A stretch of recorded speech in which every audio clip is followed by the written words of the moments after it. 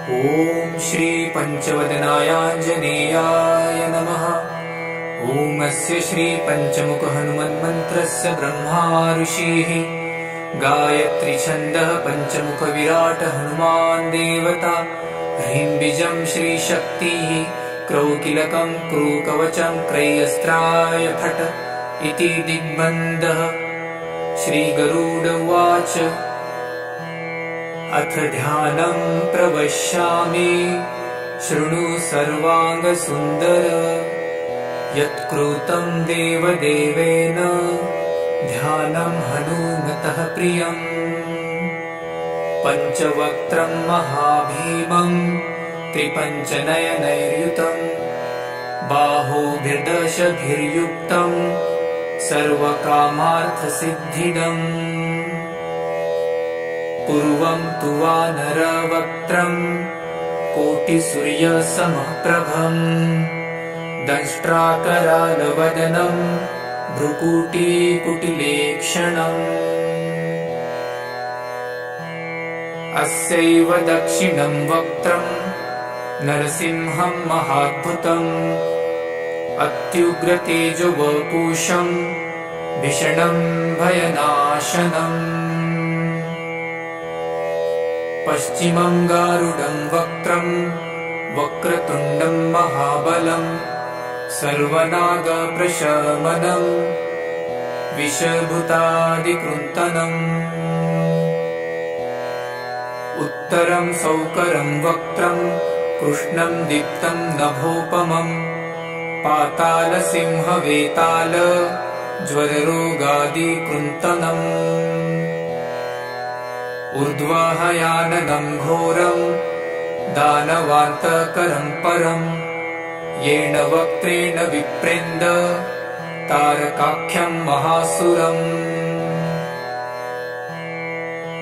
जघान शरणं तत्स्यात् सर्वशत्रुहरं परं ध्यात्वा पञ्चमुखं रुद्रं हनुमन्तं दयानिधिम्। खड्गं त्रिशूलखड्वाङ्गं पाशमङ्कुशपर्वतं मुष्टिकौमुदीवृक्षं धारयन्तं कमण्डलुम्। भिन्दिपालं ध्यानमृदां दशभिर्मुनिपुङ्गवम् एतान्यायुधजालानि धारयन्त भजाम्यहम्। प्रेतासनोपविष्टं तं सर्वाभरणभूषितं दिव्यमाल्याम्बरधरं दिव्यगन्धानुलेपनम्।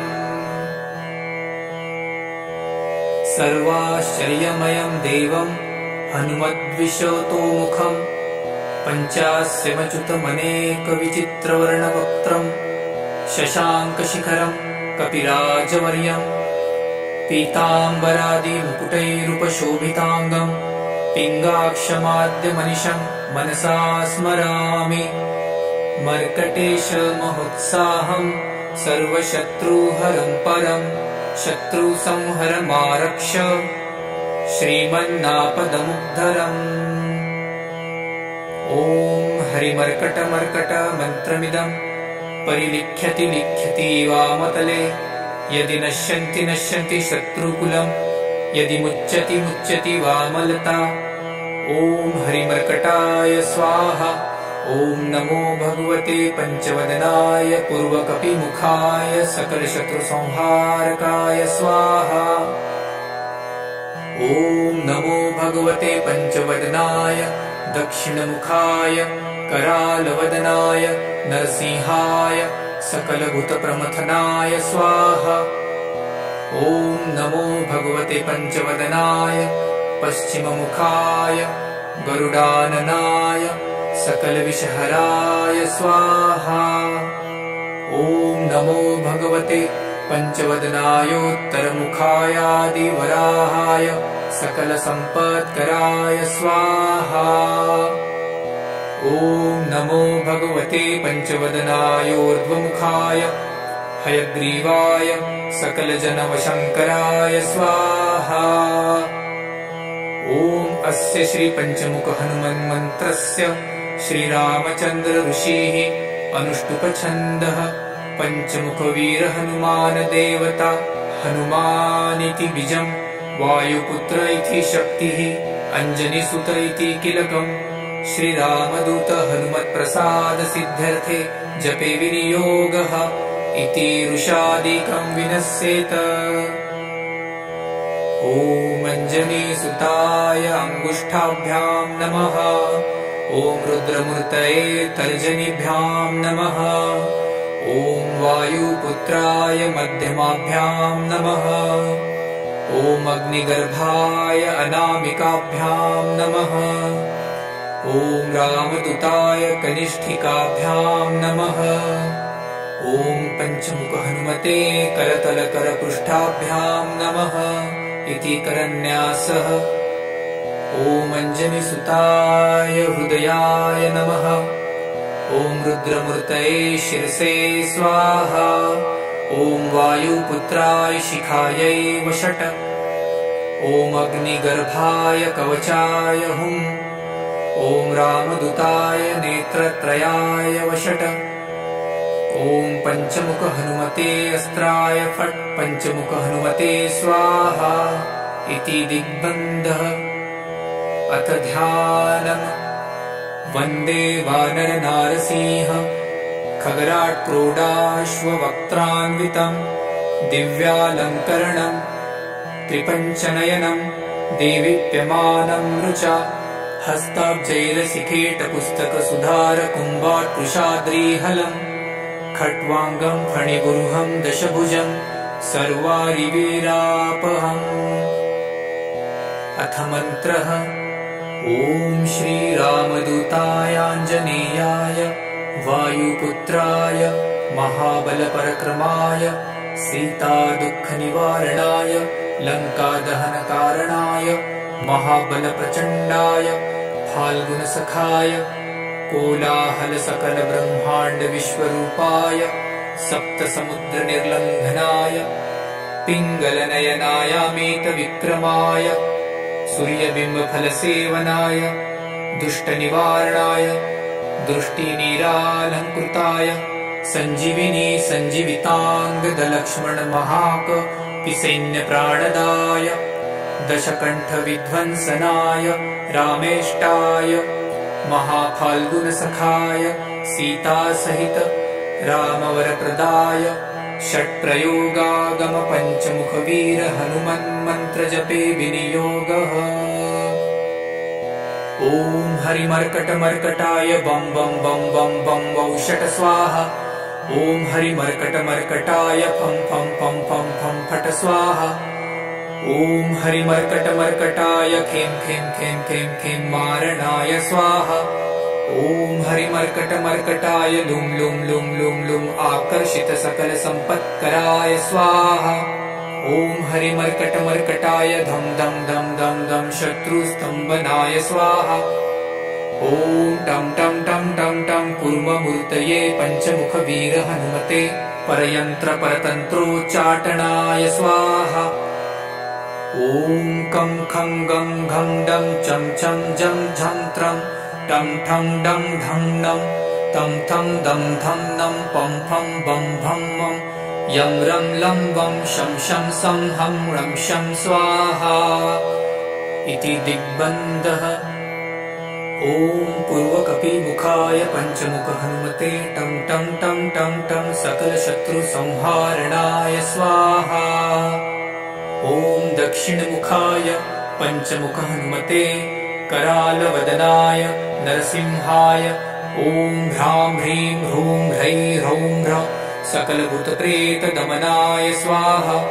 ॐ पश्चिममुखाय गरुडाननाय पञ्चमुख हनुमते मं मं मं मं मं सकलविषहराय स्वाहा। ॐ उत्तरमुखाय देवराहाय लं लं लं लं लं नृसिंहाय नीलकण्ठमूर्तये पञ्चमुख हनुमते स्वाहा। ॐ ऊर्ध्वमुखाय हयग्रीवाय रुं रुं रुं रुं रुं रुद्रमूर्तये सकलप्रयोजननिर्वाहकाय स्वाहा। ॐ ॐ अञ्जनिसुताय वायुपुत्राय महाबलाय सीताशोकनिवारणाय श्रीरामचन्द्रकृपापादुकाय महावीर्यप्रमथनाय ब्रह्माण्डनाथाय कामदाय पञ्चमुखवीरहनुमते स्वाहा। भूतप्रेतपिशाच ब्रह्मराक्षसशाकिनी डाकिन्यन्तरिक्षग्रह परयन्त्रपरतन्त्रोच्चाटनाय स्वाहा। सकलप्रयोजननिर्वाहकाय पञ्चमुखवीरहनुमते श्रीरामचन्द्रवरप्रसादाय जं जं जं जं जं स्वाहा। इदं कवचं पठित्वां तु महाकवचं पठेन्नरः एकवारं जपेत् स्तोत्रं सर्वशत्रुनिवारणम्। द्विवारं तु पठे नित्यं पुत्रपौत्रप्रवर्धनम्। त्रिवारं च पठे नित्यं सर्वसम्पत्करं शुभम्। चतुर्वारं पठे नित्यं सर्वरोगनिवारणम्। पञ्चवारं पठे नित्यं सर्वलोकवशङ्करम्। शङ्कारं च पठे नित्यं सर्वदेववशङ्करम्। सप्तवारं पठे नित्यं सर्वसौभाग्यदायकम्।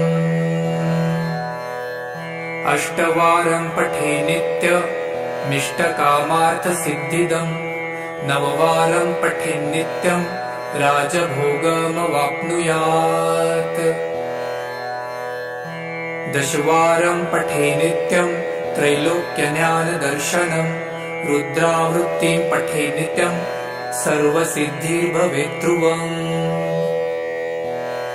निर्बलो रोगयुक्तश्च महाव्याध्यादिपीडितः कवचस्मरणेनैव महाबलमवाप्नुयात्। इति श्रीसुदर्शनसंहितायां श्रीरामचन्द्रसीताप्रोक्तं श्रीपञ्चमुखहनुमत्कवचं सम्पूर्णम्।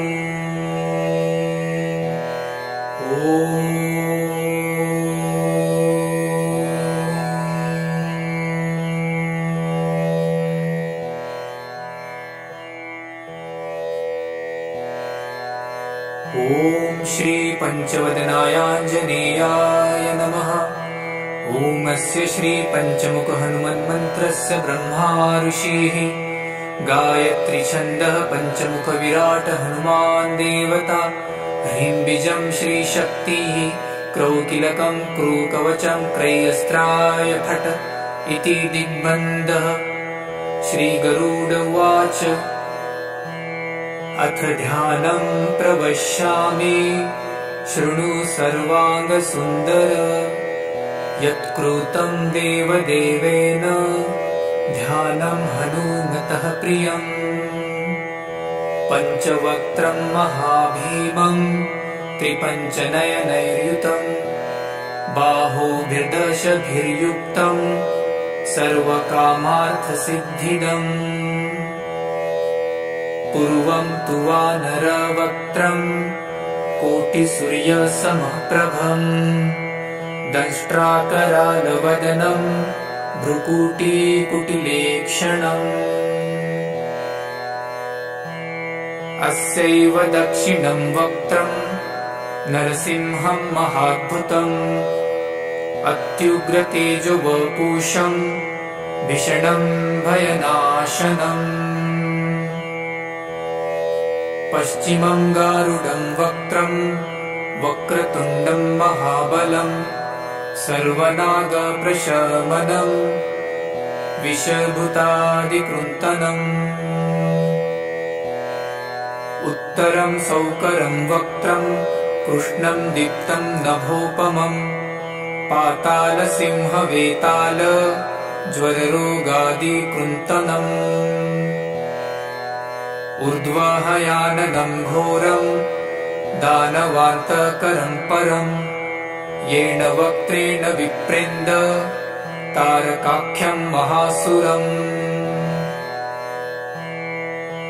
जघान शरणं तत्स्यात् सर्वशत्रुहरं परम्। ध्यात्वा पञ्चमुखं रुद्रं हनुमन्तं दयानिधिम्।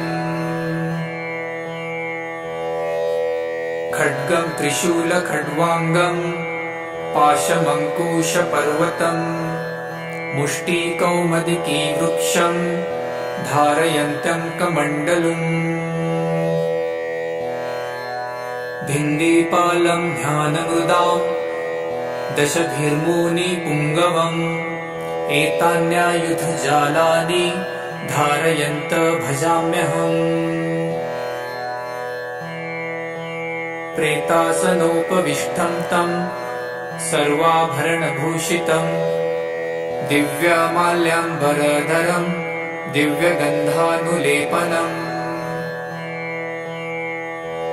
सर्वाश्चर्यमयं देवं हनुमद्विशतोमुखं पञ्चास्यमच्युतमनेकविचित्रवर्णवक्त्रं शशाङ्कशिखरं कपिराजवर्यं पीताम्बरादिमुकुटैरुपशोभिताङ्गं पिङ्गाक्षमाद्यमनिशं मनसा स्मरामि मर्कटेशमहोत्साहं सर्वशत्रुहरं परं शत्रुसंहरमारक्ष श्रीमन्नापदमुद्धरम्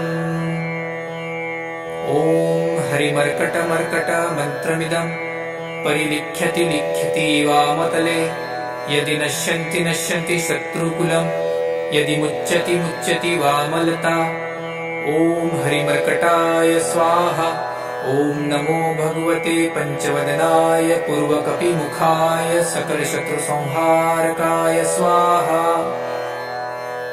ॐ नमो भगवते पञ्चवदनाय दक्षिणमुखाय करालवदनाय नरसिंहाय सकलभूतप्रमथनाय स्वाहा ॐ नमो भगवते पञ्चवदनाय पश्चिममुखाय गरुडाननाय सकलविषहराय स्वाहा ॐ नमो भगवते पञ्चवदनायोत्तरमुखायादिवराहाय सकलसम्पत्कराय स्वाहा ॐ नमो भगवते पञ्चवदनायोर्ध्वमुखाय हयग्रीवाय सकलजनवशङ्कराय स्वाहा ॐ अस्य श्रीपञ्चमुखहनुमन्मन्त्रस्य श्रीरामचन्द्र ऋषिः अनुष्टुपछन्दः पञ्चमुखवीरहनुमानदेवता हनुमानिति बीजं वायुपुत्र इति शक्तिः अञ्जनीसुत इति किलकम् श्रीरामदूत हनुमत्प्रसादसिद्ध्यर्थे जपे विनियोगः इति ऋषादिकं विनश्येत ॐ अञ्जनीसुताय अङ्गुष्ठाभ्यां नमः ॐ रुद्रमूर्तये तर्जनीभ्यां नमः ॐ वायुपुत्राय मध्यमाभ्यां नमः ॐ अग्निगर्भाय अनामिकाभ्यां नमः ॐ रामदूताय कनिष्ठिकाभ्यां नमः ॐ पञ्चमुखहनुमते करतलकरपृष्ठाभ्यां नमः इति करन्यासः ॐ अञ्जनीसुताय हृदयाय नमः ॐ रुद्रमूर्तये शिरसे स्वाहा ॐ वायुपुत्राय शिखायै वषट् ॐ अग्निगर्भाय कवचाय हुम् ॐ रामदूताय नेत्रत्रयाय वषट् ॐ पञ्चमुखहनुमते अस्त्राय फट् पञ्चमुखहनुमते स्वाहा इति दिग्बन्धः अथ ध्यानम् वन्दे वानरनारसिंह खगराट्क्रोडाश्ववक्त्रान्वितं दिव्यालङ्करणं त्रिपञ्चनयनं देवीप्यमानं रुचा हस्ताब्जैरसिकेटपुस्तकसुधारकुम्भाट्कृशाद्रीहलम् खट्वाङ्गं फणिगुरुहं दशभुजं सर्वारिवीरापहम्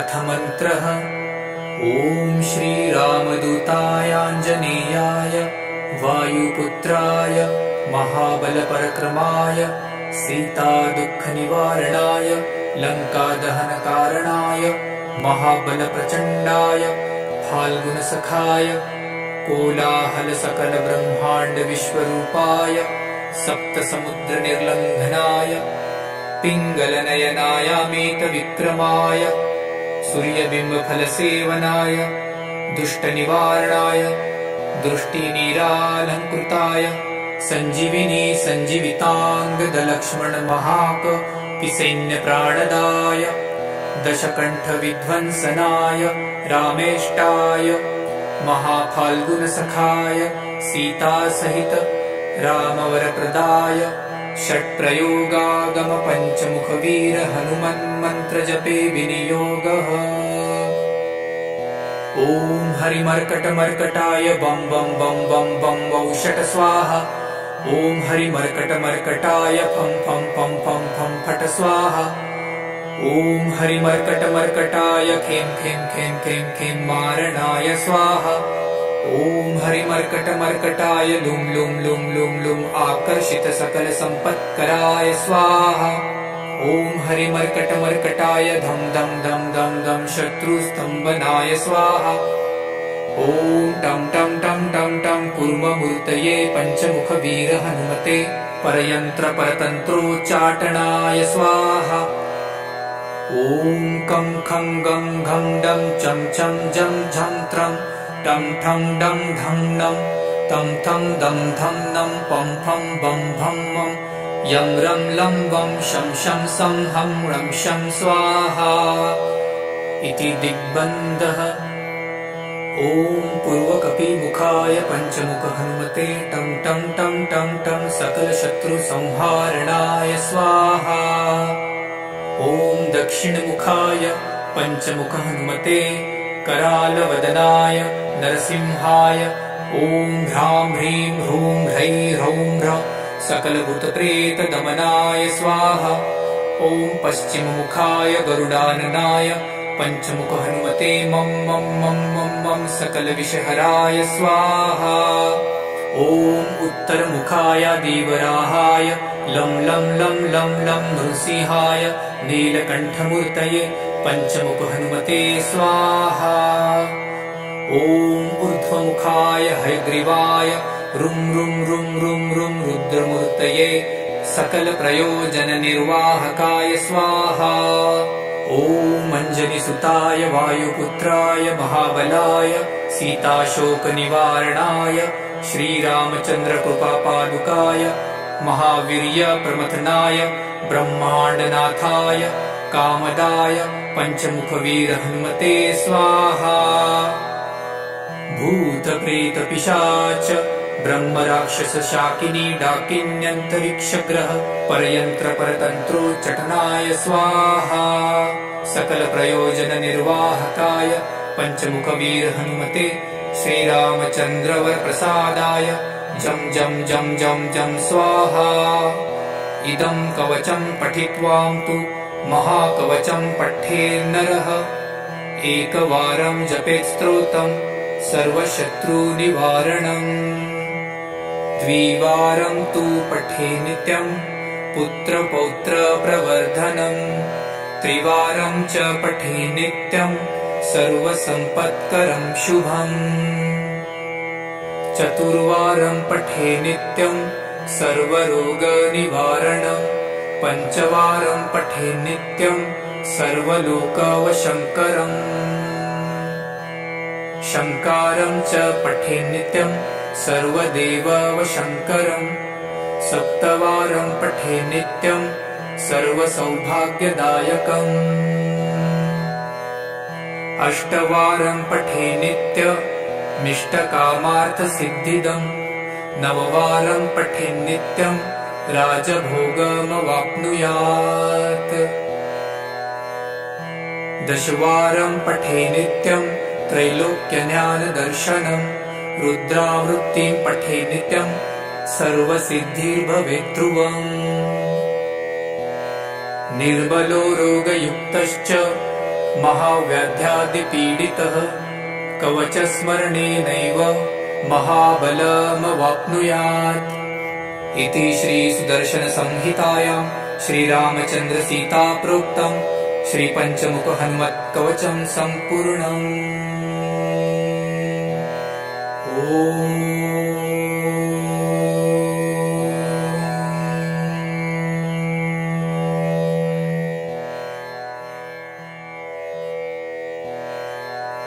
ॐ श्री पञ्चवदनायाञ्जनेयाय नमः। ॐ अस्य श्री पञ्चमुख हनुमन्मन्त्रस्य ब्रह्मा ऋषिः गायत्री छन्दः पञ्चमुख विराट हनुमान् देवता। ह्रीं बीजं श्री शक्तिः क्रौकिलकं क्रूकवचं क्रय्यस्त्राय फट् इति दिग्बन्धः।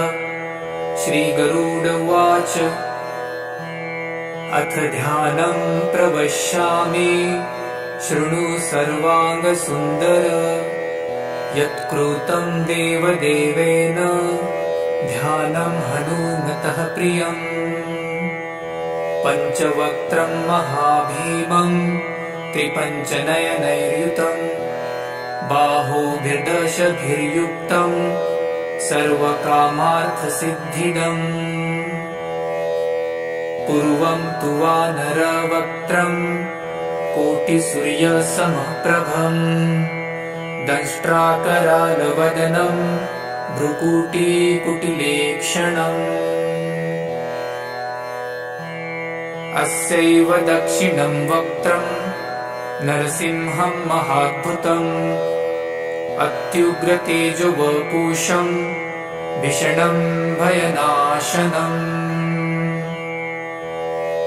पश्चिमं गारुडं वक्त्रं वक्रतुण्डं महाबलं सर्वनागप्रशमनं विषभूतादिकृन्तनम्। उत्तरं सौकरं वक्त्रं कृष्णं दीप्तं नभोपमं पातालसिंहवेताल ज्वररोगादिकृन्तनम्। ऊर्ध्वहयाननं घोरं दानवान्तकरं परं येन वक्त्रेण विप्रेन्द तारकाख्यं महासुरम्। जघान शरणं तत्स्यात् सर्वशत्रुहरं परं ध्यात्वा पञ्चमुखं रुद्रं हनुमन्तं दयानिधिम्।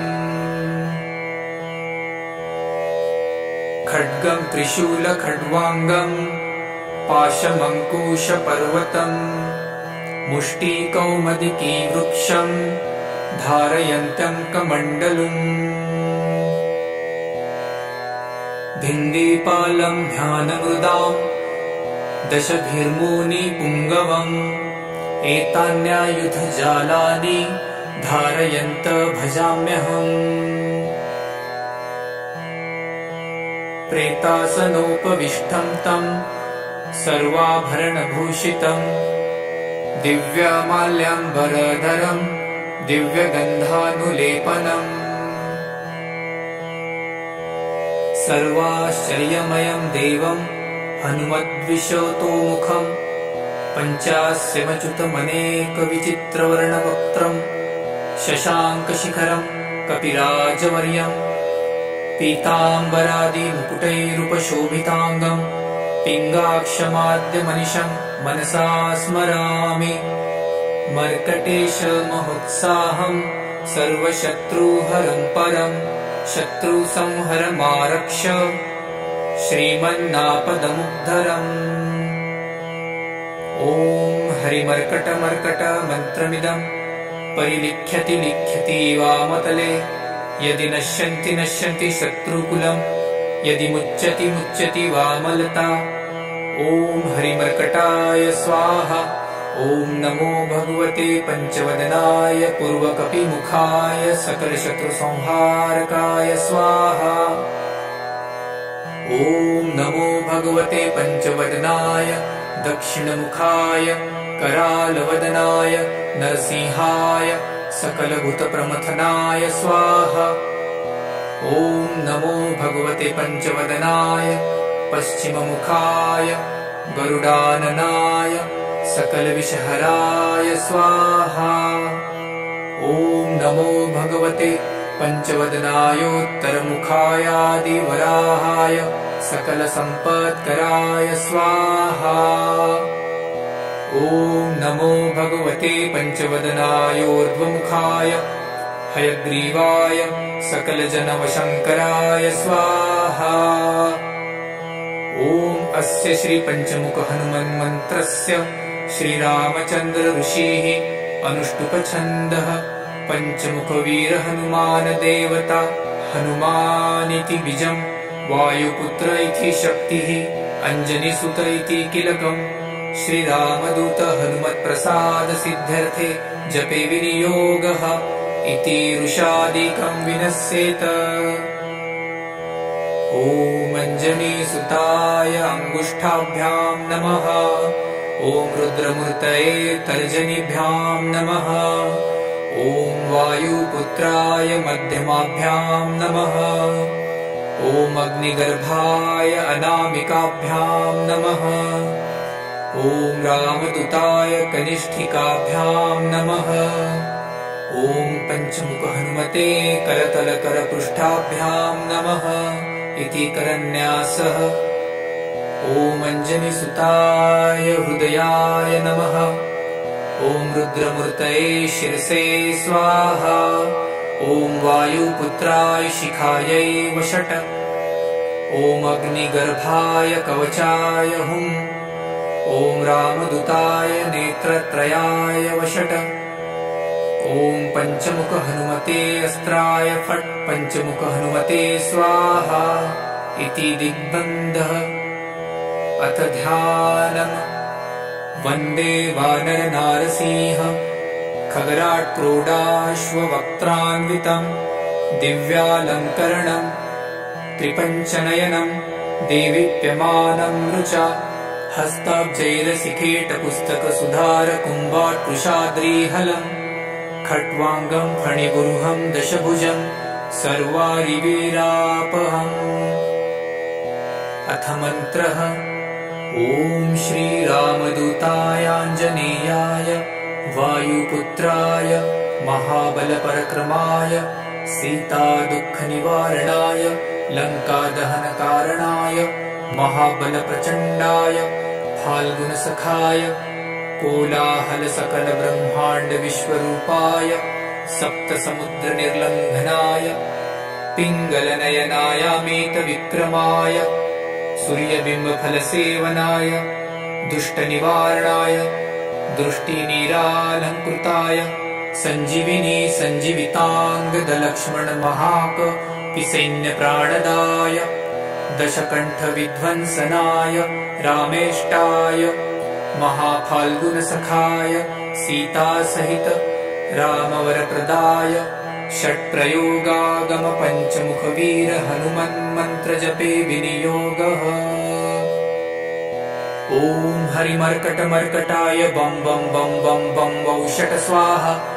ॐ हरिमर्कटमर्कटाय फं फं फं फं फं फट स्वाहा।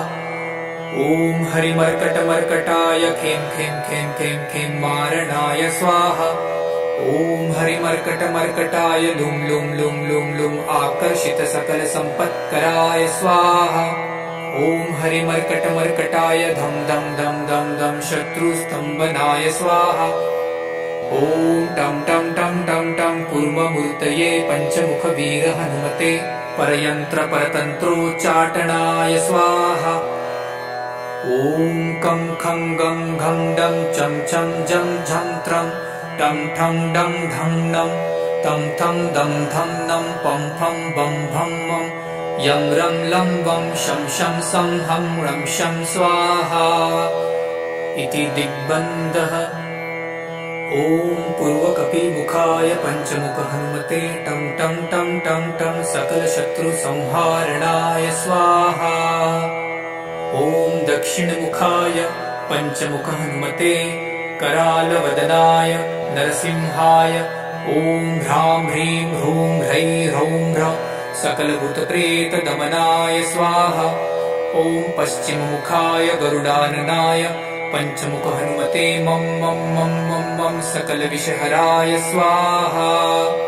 ॐ उत्तरमुखाय दीवराहाय लं लं लं लं लं नृसिंहाय नीलकण्ठमूर्तये पंचमुख हनुमते स्वाहा। ॐ ऊर्ध्वमुखाय हयग्रीवाय रुं रुं रुं रुं रुं रुद्रमूर्तये सकलप्रयोजननिर्वाहकाय स्वाहा। ॐ ॐ अञ्जनिसुताय वायुपुत्राय महाबलाय सीताशोकनिवारणाय श्रीरामचन्द्रकृपापादुकाय महावीर्यप्रमथनाय ब्रह्माण्डनाथाय कामदाय पञ्चमुखवीर हनुमते स्वाहा।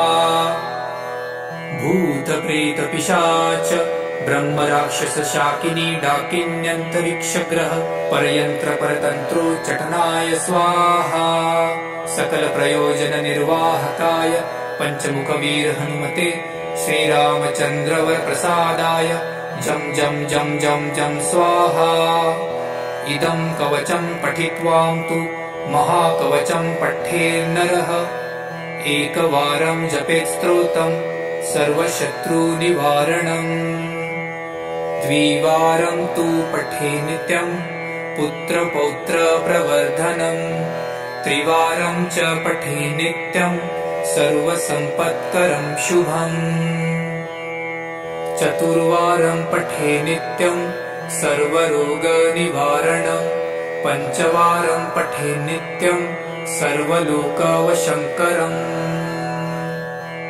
शङ्कारं च पठे नित्यं सर्वदेववशङ्करम्।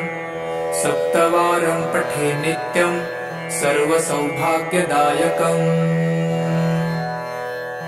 अष्टवारं पठे नित्यमिष्टकामार्थसिद्धिदम्।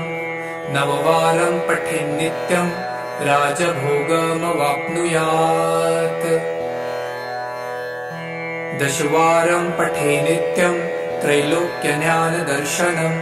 रुद्रावृत्तिं पठे नित्यं सर्वसिद्धिर्भवेत् ध्रुवम्। निर्बलो रोगयुक्तश्च महाव्याध्यादिपीडितः कवचस्मरणेनैव महाबलमवाप्नुयात्। इति श्रीसुदर्शनसंहितायां श्रीरामचन्द्रसीता प्रोक्तं श्रीपञ्चमुखहनुमत्कवचं सम्पूर्णम्। ॐ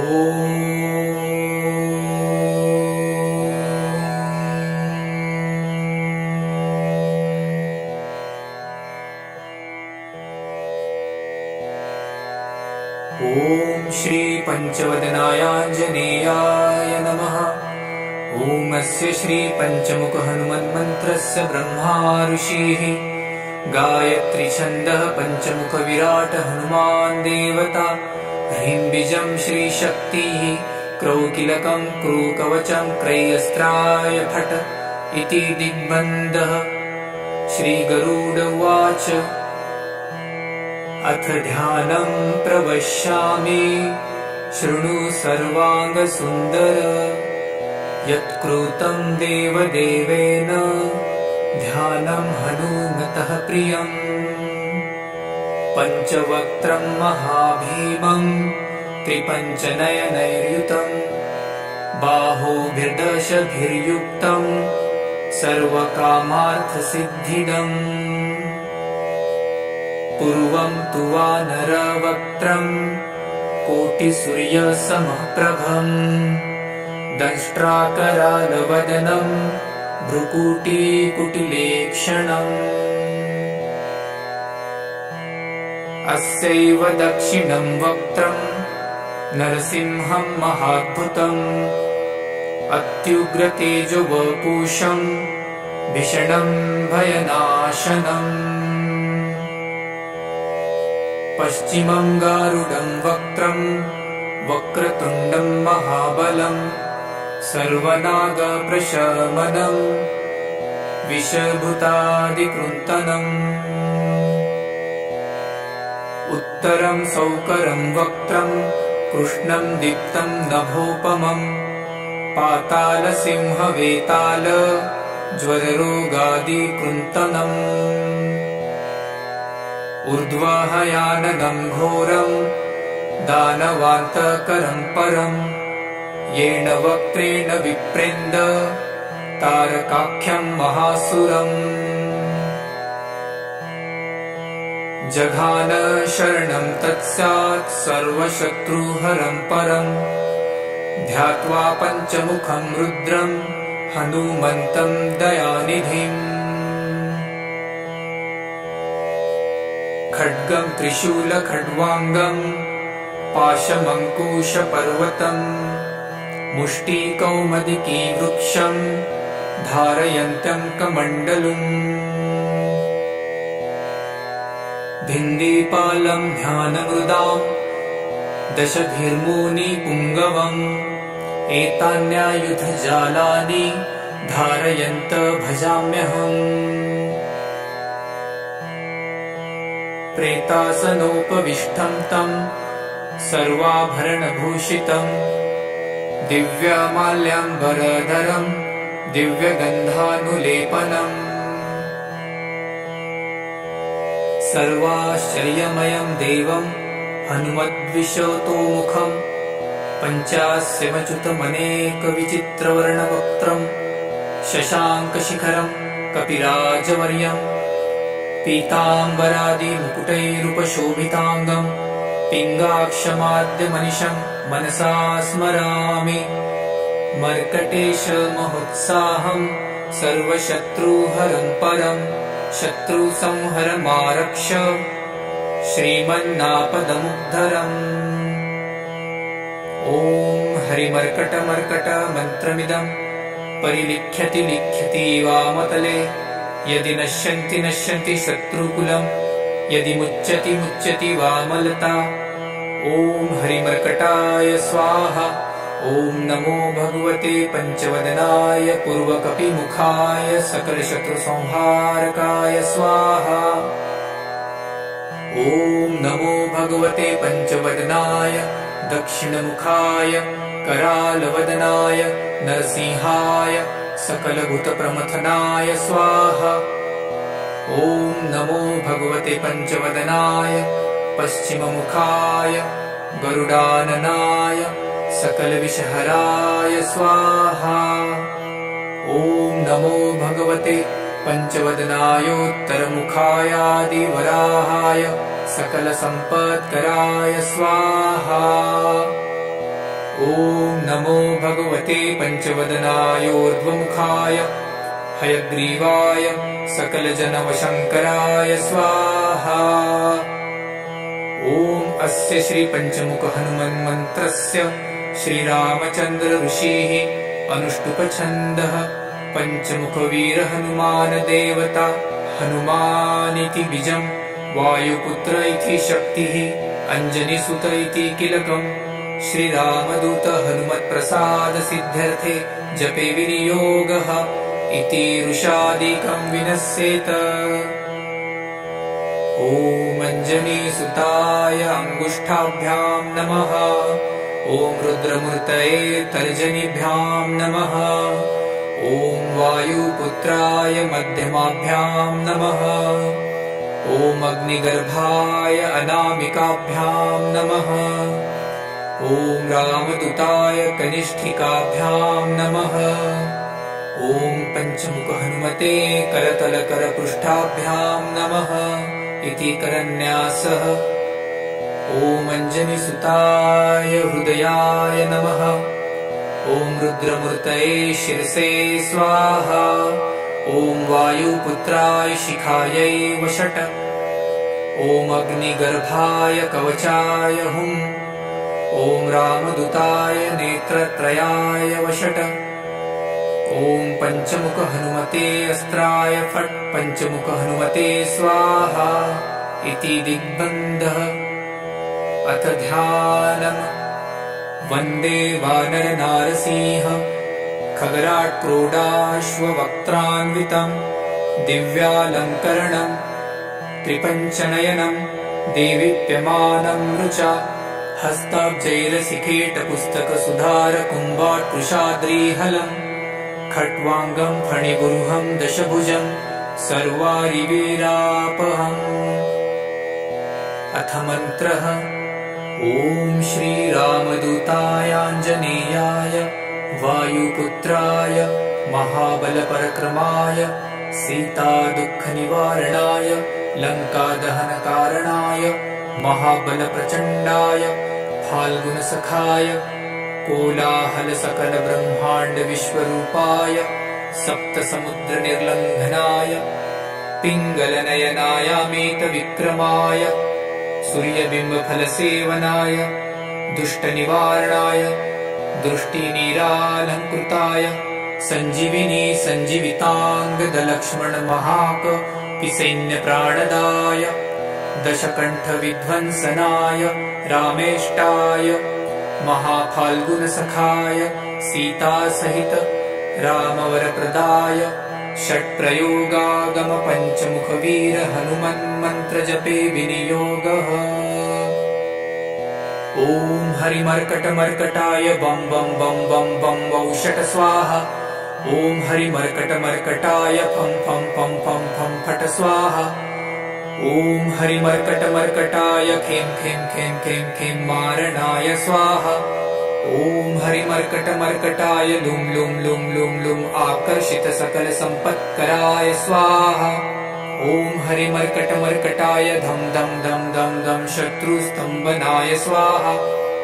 ॐ टं टं टं टं टं कूर्ममूर्तये पञ्चमुखवीर हनुमते परयन्त्रपरतन्त्रोच्चाटनाय स्वाहा। ॐ कं खं गं घं डं चं चं जं झं त्रं टं ठं डं ढं नं तं थं दं धं नं पं फं बं भं मं यं रं लं वं शं शं सं हं रं शं स्वाहा इति दिग्बन्धः। ॐ पूर्वकपिमुखाय पञ्चमुख हनुमते टं टं टं टं टं सकलशत्रुसंहारणाय स्वाहा। ॐ दक्षिणमुखाय पञ्चमुख हनुमते करालवदनाय नरसिंहाय ॐ ह्रां ह्रीं ह्रूं ह्रैं ह्रौं ह्रः सकलभूतप्रेतदमनाय स्वाहा। ॐ पश्चिममुखाय गरुडाननाय पञ्चमुख हनुमते मं मं मं मं मं सकलविषहराय स्वाहा। ॐ उत्तरमुखाय दीवराहाय लं लं लं लं लं नृसिंहाय नीलकण्ठमूर्तये पञ्चमुख हनुमते स्वाहा। ॐ ऊर्ध्वमुखाय हयग्रीवाय रुं रुं रुं रुं रुं रुद्रमूर्तये सकलप्रयोजननिर्वाहकाय स्वाहा। ॐ अञ्जनिसुताय वायुपुत्राय महाबलाय सीताशोकनिवारणाय श्रीरामचन्द्रकृपापादुकाय महावीर्यप्रमथनाय ब्रह्माण्डनाथाय कामदाय पञ्चमुखवीर हनुमते स्वाहा। भूतप्रेतपिशाच ब्रह्मराक्षसशाकिनी डाकिन्यन्तरिक्षग्रह परयन्त्रपरतन्त्रोच्चटनाय स्वाहा। सकलप्रयोजननिर्वाहकाय पञ्चमुखवीर हनुमते श्रीरामचन्द्रवरप्रसादाय जं जं जं जं जं स्वाहा। इदं कवचं पठित्वां तु महाकवचं पठेन्नरः एकवारं जपेत् स्तोत्रं सर्वशत्रुनिवारणम्। द्विवारं तु पठे नित्यं पुत्रपौत्रप्रवर्धनम्। त्रिवारं च पठे नित्यं सर्वसम्पत्करं शुभम्। चतुर्वारं पठे नित्यं सर्वरोगनिवारणम्। पञ्चवारं पठे नित्यं सर्वलोकवशङ्करम्।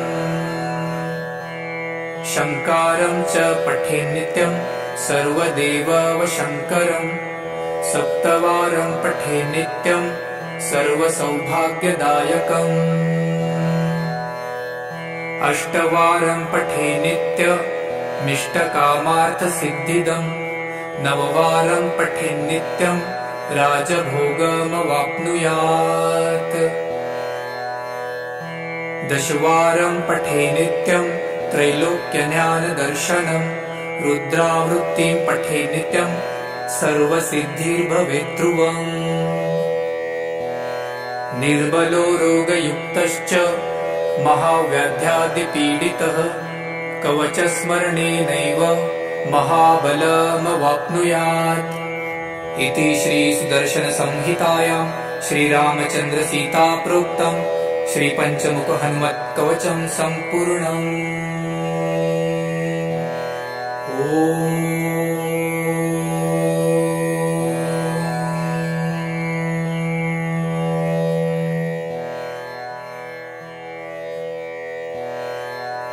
ॐ श्री पञ्चवदनायाञ्जनेयाय नमः।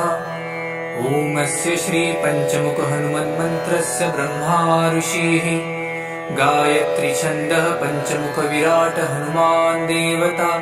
ह्रीं बीजं श्रीशक्तिः क्रौकिलकं क्रूकवचं क्रय्यस्त्राय फट् इति दिग्बन्धः। श्रीगरुड उवाच अथ ध्यानं प्रवक्ष्यामि शृणु सर्वाङ्गसुन्दर।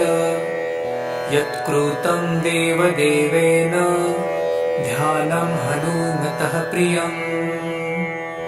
पञ्चवक्त्रं महाभीमं त्रिपञ्चनयनैर्युतं बाहुभिर्दशभिर्युक्तं सर्वकामार्थसिद्धिदम्। पूर्वं तु वानरवक्त्रं कोटिसूर्यसमप्रभं दंष्ट्राकरालवदनं भ्रुकुटिकुटिलेक्षणम्।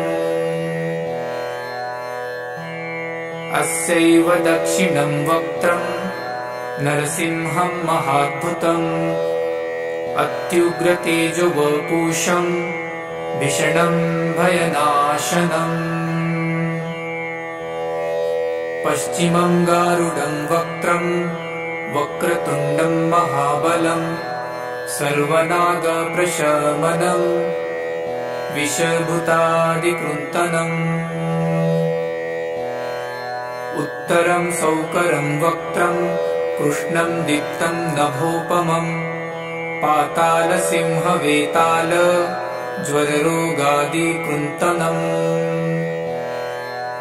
ऊर्ध्वहयाननं घोरं दानवान्तकरं परं येन वक्त्रेण विप्रेन्द तारकाख्यं महासुरम्। जघान शरणं तत्स्यात् सर्वशत्रुहरं परं ध्यात्वा पञ्चमुखं रुद्रं हनुमन्तं दयानिधिम्। खड्गं त्रिशूलखड्वाङ्गं पाशमङ्कुशपर्वतं मुष्टिकौमुदीवृक्षं धारयन्तं कमण्डलुम्। भिन्दीपालं ध्यानमृदां दशभिर्मुनिपुङ्गवम् एतान्यायुधजालानि धारयन्त भजाम्यहम्। प्रेतासनोपविष्टं तं सर्वाभरणभूषितं दिव्यमाल्याम्बरधरं दिव्यगन्धानुलेपनम्। सर्वाश्चर्यमयं देवं हनुमद्विशतोमुखं पञ्चास्यमच्युतमनेकविचित्रवर्णवक्त्रं शशाङ्कशिखरं कपिराजवर्यं पीताम्बरादिमुकुटैरुपशोभिताङ्गं पिङ्गाक्षमाद्यमनिशं मनसा स्मरामि। मर्कटेशमहोत्साहं सर्वशत्रुहरं परं शत्रुसंहरमारक्ष श्रीमन्नापदमुद्धरम्। ॐ हरिमर्कटमर्कट मन्त्रमिदं परिलिख्यति लिख्यति वामतले। यदि नश्यन्ति नश्यन्ति शत्रुकुलं यदि मुच्यति मुच्यति वामलता। ॐ हरिमर्कटाय स्वाहा। ॐ नमो भगवते पञ्चवदनाय पूर्वकपिमुखाय सकलशत्रुसंहारकाय स्वाहा। ॐ नमो भगवते पञ्चवदनाय दक्षिणमुखाय करालवदनाय नरसिंहाय सकलभूतप्रमथनाय स्वाहा। ॐ नमो भगवते पञ्चवदनाय पश्चिममुखाय गरुडाननाय सकलविषहराय स्वाहा। ॐ नमो भगवते पञ्चवदनायोत्तरमुखायादिवराहाय सकलसम्पत्कराय स्वाहा। ॐ नमो भगवते पञ्चवदनायोर्ध्वमुखाय हयग्रीवाय सकलजनवशङ्कराय स्वाहा। ॐ अस्य श्रीपञ्चमुख हनुमन्मन्त्रस्य श्रीरामचन्द्र ऋषिः अनुष्टुप्छन्दः पञ्चमुखवीर हनुमान देवता हनुमानिति बीजम् वायुपुत्र इति शक्तिः अञ्जनीसुत इति कीलकम् श्रीरामदूत हनुमत्प्रसाद सिद्ध्यर्थे जपे विनियोगः इति ऋषादिकम् विनश्येत।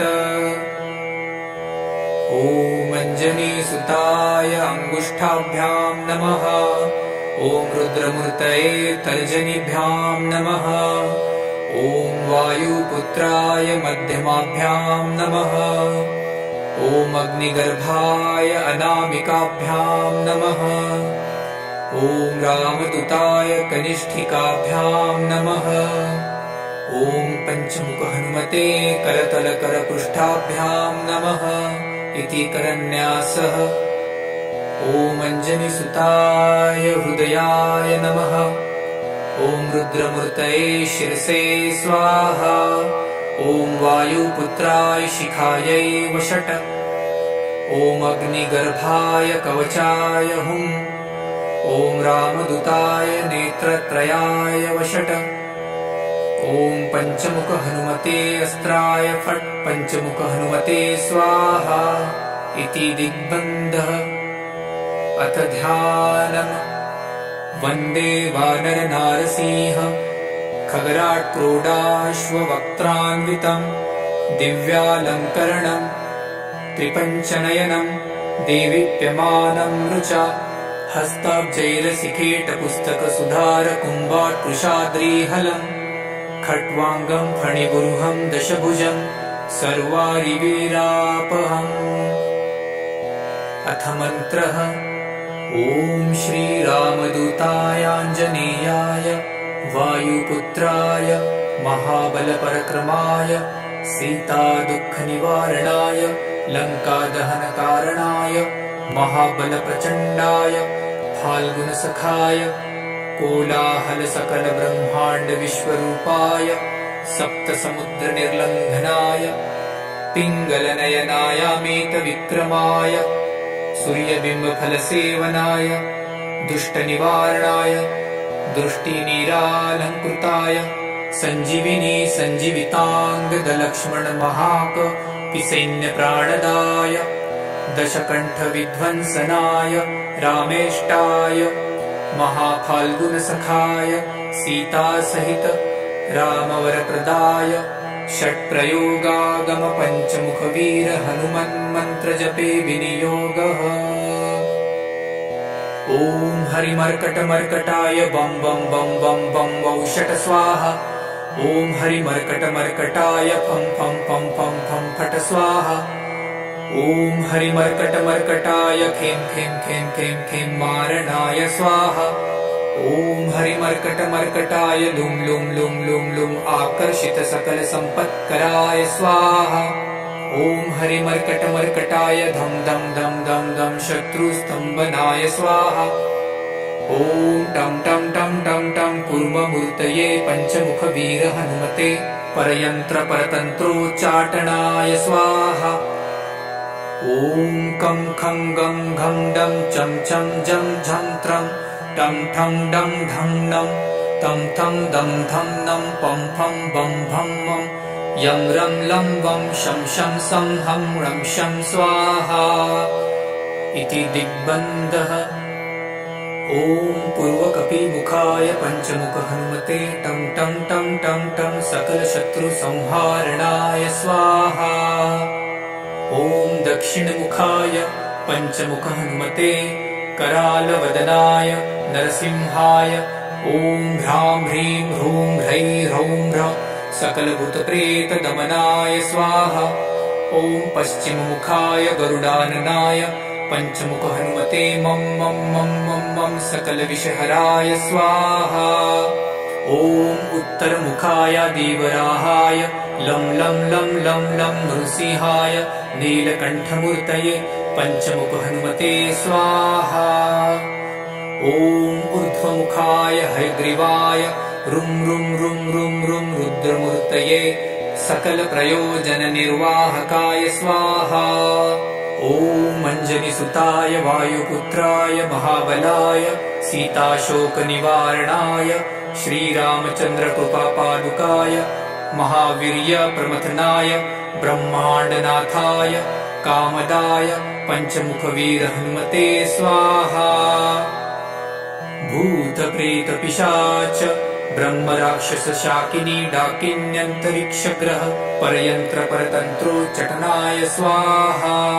सकलप्रयोजननिर्वाहकाय पंचमुखवीर हनुमते श्रीरामचन्द्रवरप्रसादाय जं जं जं जं जं स्वाहा।